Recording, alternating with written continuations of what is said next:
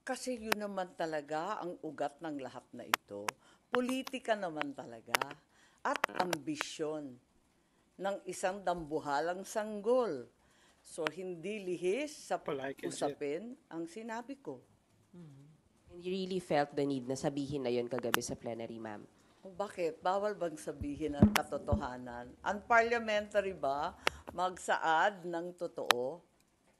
Ma'am, hindi daw ba body shaming yun? Yung Wala body? naman akong minura. Wala naman akong pinangalanan.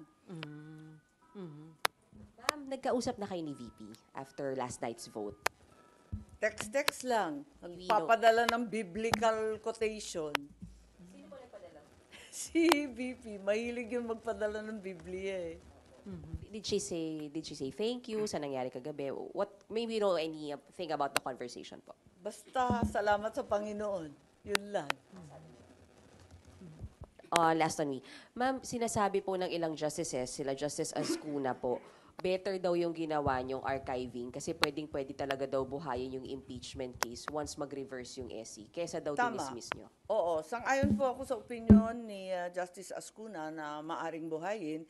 Hindi yung nakatenga na hinihiling ng minority na nakatable.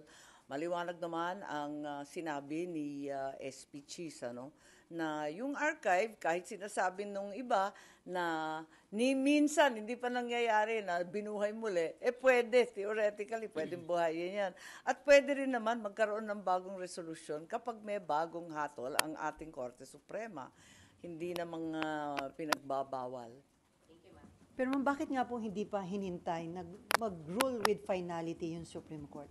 Para sa akin, nakakatawa naman kung mag-iintay na mag-iintay. Isipin mo, talagang yung Korte Suprema, iintay pa sila, mag-iintay pa tayo ng first MR, judgment on the first MR, second MR, third MR, kung minsan meron pa. Anong gagawin natin kapag napakarami nitong MR, sunod-sunod, di ba? Kung minsan nagkakaroon pa ng second and third following the first. Ito, iba-iba yung mga pumila.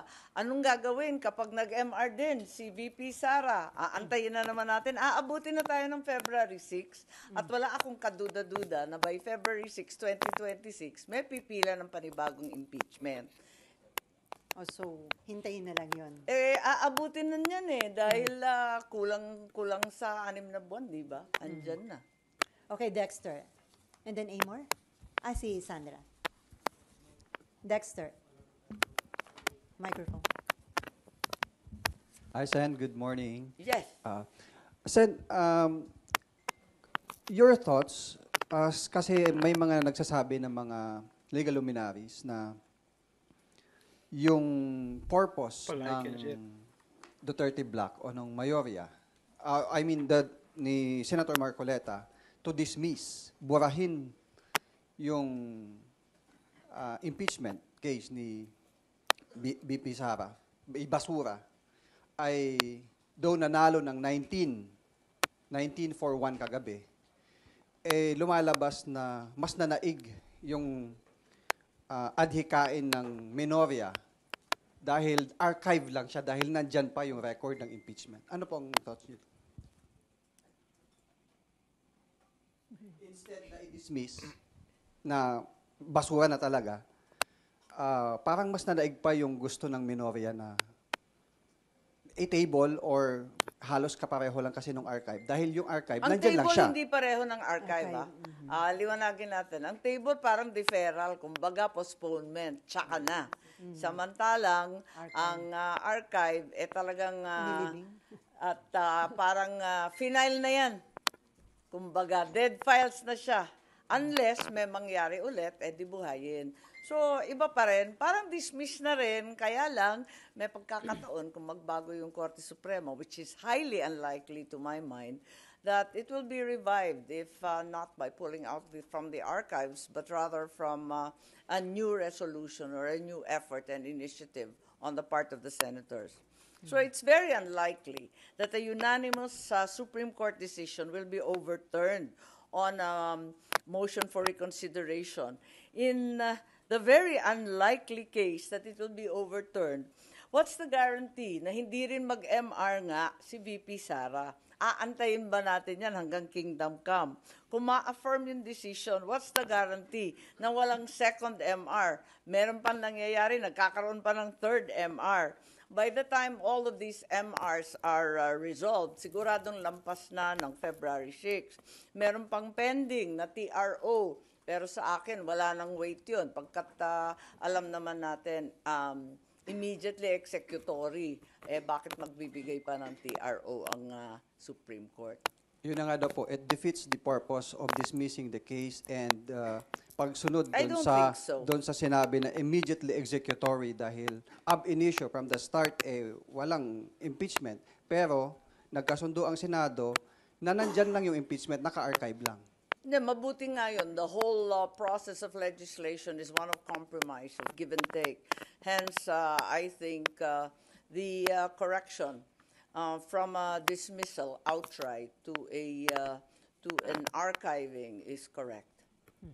Yung sinong manalo matalo, di ko maintindihan, pasensya, kasi hindi naman ganun eh. Last on my part. Kapag nagkaroon na po ba ng finality yung MR sa SC, may mga move pa ba na kailangan gawin para tuluyang ma-dismiss na or mawala na sa record ng Senado yung impeachment dahil naka-archive lang siya? Kahit na mag-final yung SC. No further action is needed. Except, as we said, in the highly unlikely event that the entire Supreme Court, all 13 justices reverse themselves, in which case we will clearly take action. Ma'am, may mga nagsasabi, nakakahiya daw yung naging decision ng Senate, isinuko daw pagiging independent at parang kinunsinti ang allegation ng corruption o katiwalian laban kay BP Sara. Sa palagay ko, wala kaming kinukonsinti, sumusunod lang tayo sa batas at yun nga, patuloy pa rin yung iba't ibang kaso kung saan sigurado akong mabubunyag ang kailangan mabunyag, mapepresenta ang ebidensya na nararapat at malalaman natin sa hunot dulo ang katotohanan ng mga pangyayari. Okay, Sandra. Sandra po, GMA 7. Ma'am, do you agree that the impeachment is as good as dead? Dahil nga po daw, para naman mailabas mo siya sa archive, kailangan din ng pagbutuhan at syempre yung numero na naman ay baka kapareho din kung paano kayo bumoto kagabi. Yes, it's dead, but it's not really buried. But yes, it's dead. In effect, because it's in the archive, but sabi nga ni Justice Ascuna, pwede naman hugutin pa ulit kung magbago ang Korte Suprema. Sumusunod lang kami sa batas at sa Korte Suprema. Kaya nga tinatawag na Supreme Court yan. Alam nga naman na Super Supreme Court pa kami, katulad ni sabi ni SP, o Supremer Court pa kami, o may Supremest pa. Wala namang ganun eh. Talagang Supreme Court.